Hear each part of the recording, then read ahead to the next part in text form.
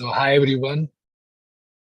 Continuing the INICET result with us, I have the honor of having this interview with the amazing Dr. Anshul from AIMS Delhi. My man has secured a rank of 7 in this difficult examination, and I'm really glad to have this conversation because I was talking to him pre-interview and we exchanged some very great conversations. So, Dr. Anshul, a huge congratulations from Team DBMCI, and please tell me how are you feeling right now? Thank you so much, sir. Sir, I'm feeling very, very good about this result. Before the exam, I was very nervous, but once I had given the exam, I had a gut feeling that it had gone well. And I'm so happy that it turned out this way. And I would like to thank my parents and I would like to thank my friends for this and also DBMCI. So, Anshul, you have started test and discussion with us. Now, that's Bhatia's signature program. Now, Yes, sir. I'm sure that you have done this in internship. I think the whole AIMS does this program with us in their internship itself. So, in that busy AIMS hectic schedule, internship schedule, how did you manage to basically go into the coaching and do your own internship work? How did you do that? So actually, it's a very interesting story because during my internship, I had started with a lot of zeal and I wanted to, complete my syllabus before November INICET. But I was not able to do that because of I was not able to efficiently manage my internship with the study schedule. And I also felt that I have to go all in and I have to go like really hard to in order to crack this exam. And a half-hearted effort wouldn't be best. So that is why towards the end I was very demotivated, and that therefore my exam in November did not go that well. I got a rank of 715. But after that, I decided that there were 2 more months of my internship left, and then I was going to, be freer. So that is when I actually watched all the TNDs. I watched them on the app, and some of them I attended also. And after giving the test, so all through my experience was that first of all I had that belief in me because all my seniors had said that Bhatia TND is a must do before the exam because not for the shorter subjects it's going to serve as like a sole source, and for the longer subjects it's going to serve as a very effective revision tool. So that is why I was very confident when I was doing it that this is going to be useful. And as I went with it, my routine was to first complete the subject from my notes and then go and attend the TND. And sometimes I used to attend the TND even while I was halfway through the subject, so that I come to know how much is done and how much is left. And then I used to attend the discussion and annotate those things in a separate notebook and then refer to it when I was revising. So that was how I used the TND course. Wasn't this, I mean, you're putting so much efforts on the TND, trying to learn. So how did you manage your internship with this thing? Because normally what I have seen is people simply start skipping internship. I have not seen many Amazonians who actually skip their internship. They stick to the internship because they know how important the clinical learning is for them. So how was it helping Yes. you in that TND as well? So yes, the AIMS internship. I mean, it's not something that you can miss actually because there you need completion, and if you don't get completion, your rank your results are going to be affected. So yes, I was regular in my internship, and like I said, sir, actually I wasn't able to manage it that well. That is why I took one more attempt in May in order to clear this exam.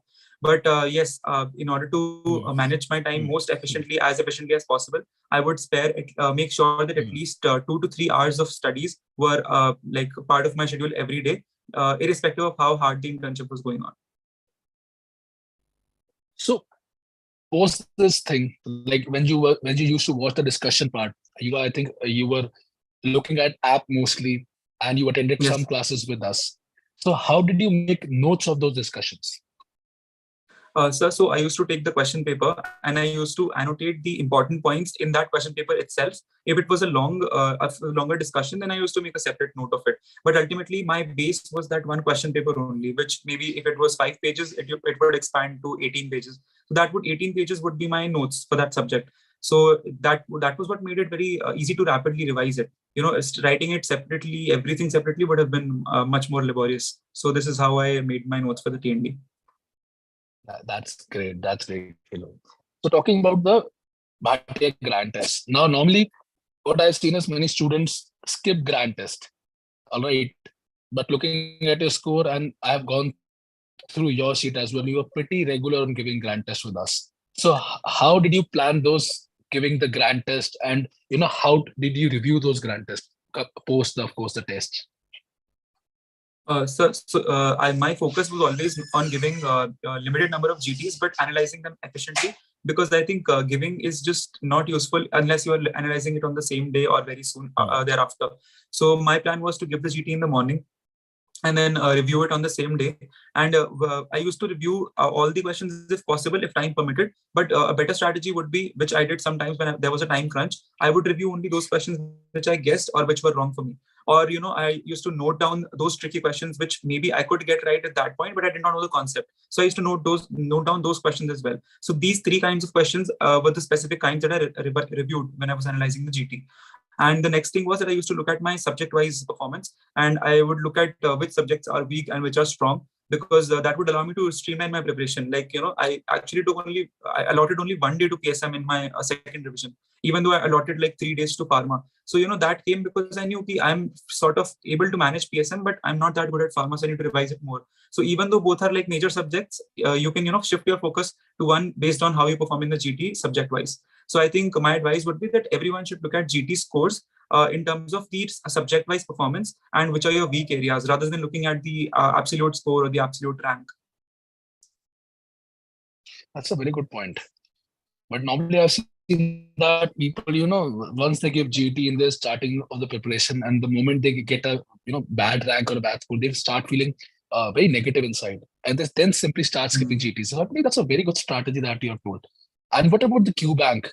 So how were you doing? How many questions did you do every day to practice, or what was your strategy? So when it comes to questions, even during my UG preparation, when I was preparing for AIMS exam, I had a similar strategy. I did not solve too many questions. My strategy was to, look at a certain type of question and then try to assess myself कि इससे और क्या twist होके हो सकता है question. So that, reduces the number of questions that you have to do, reduces the sort of labor attached to it, but then it also increases your MCQ solving ability at the same time.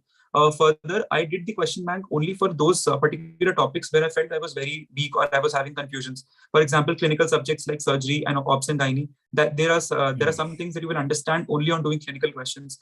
Then there are subjects like micro and pharma, where doing questions will be a very good source of active recall and revising, because there's a lot of factual content in those subjects.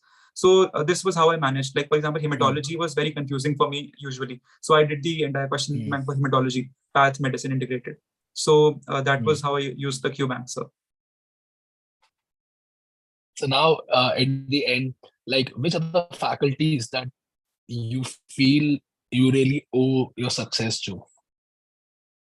So I would like to definitely name Ashwini sir for anatomy. I think he is literally the god of anatomy, and anatomy was a very weak subject for me for a long time. But I was able to ace the anatomy part of these exams only because of Ashwini sir. And I would also like to thank Praveen sir for path, Abdul sir for micro, and Ajay sir for anesthesia. Their TNDs were some of the best TNDs I had attended. And I would also like to thank Thameem sir for medicine, because his LMRP notes are very concise and crisp, and his TND adds on the extra edge points to that LMRP. So both are in combination a very good source. And I would also like to thank Rajat sir for his radiology TND. So these are the faculty members which I fondly remember, and I would like to thank.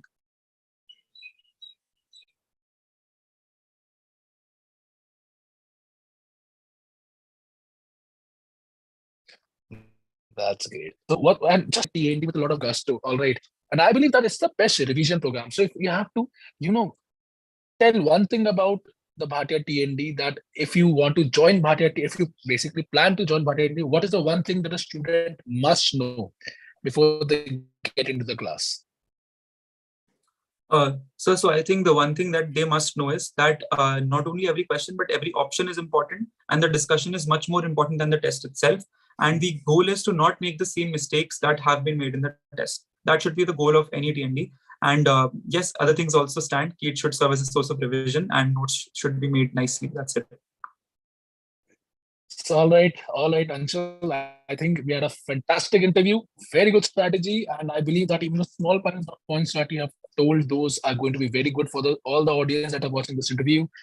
And let's do that one last thing, Anshul. So I'll just say 1, 2, 3, and we are both going to say that. So 1, 2, 3. Bhatia hai to Bharosa hai. Thank you, everyone. I know there was a lot of lag. I think he's in Srinagar, so there's a lot of lag in the communication. But I'm glad that we got a very fair interview and very fair communication. See you all very soon. We are going to have more interviews on the channel. Uh, let's be seated together here. Thank you so much. Thank you, sir. Thank you so much.